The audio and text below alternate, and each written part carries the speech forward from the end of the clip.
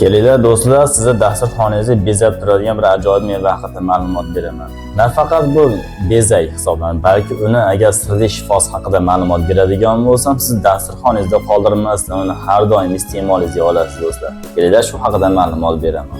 Bu biz yaxshi ko'rib dasturxonimizga qo'yadigan o'sha mashhur tukli meva, ya'ni kivi hisoblanadi do'stlar. Vazifasi tozalovchi va tinchlantiruvchi o'rtoqlar. Kivini vazifasi mana shu narsani bajaradi. Birinchi o'rinda tozalaydi, ikkinchi o'rinda insonni tinchlantiradi, ya'ni sokinlashtiradi.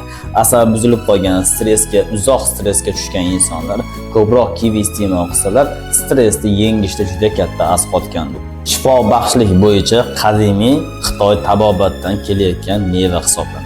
Aslida bu kivi nomi ilgari kivi bo'lmagan, kivi nomi marketing sifatida olinganiga 70-80 yil bo'lyapti o'rtoq.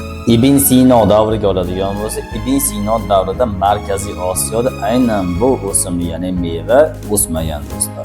Ammo Ibn Sino bobomiz aynan mana shunga sinonim, ya'ni bir xil variantdagi 2 xil 3 xil mevalarni yozgan, ya'ni nashvati, angur, sarsabiz haqida, mevalar haqida yozib keltirganlar. Ular ham tinchlantiruvchi, nordon, chuchuk va insonni tozalovchi xisrasiga kirgan. Kivi nomi 1950-yilda olgan bo'lsa, aslida bu qadimiy Xitoyda o'sgan meva hisoblanadi. Buni birinchi varianti Yang Tao deb nomlangan ekan. Ya'ni tukli, o'sha ichi nordon, yashil o'simlik, ya'ni meva hisoblangan do'stlar. Kelinglar endi shifosi haqida gaplashamiz. Go'shtli ovqatni birga bir hazm qiladi. Mukammal hazm qiladi. Mana go'sht iste'mol qildingiz, endi iste'moldan keyin hazm qilish kerak. Ya'ni go'sht yeyolmay qolgan, hazmi qiynayotgan insonlar obezatdan go'shtli ovqat yegandan keyin marhamat kivi iste'molni ko'paytirsalar bo'ladi. Tabiiy detoks, ya'ni tozalovchi deyapmiz. Ozishda, ichki yog'lar eritishda, ichaklarda yog'larni tozalashda qo'shimcha sifatida sharbat yoki buni iste'mol qilsa bo'ladi. Albatta me'yori.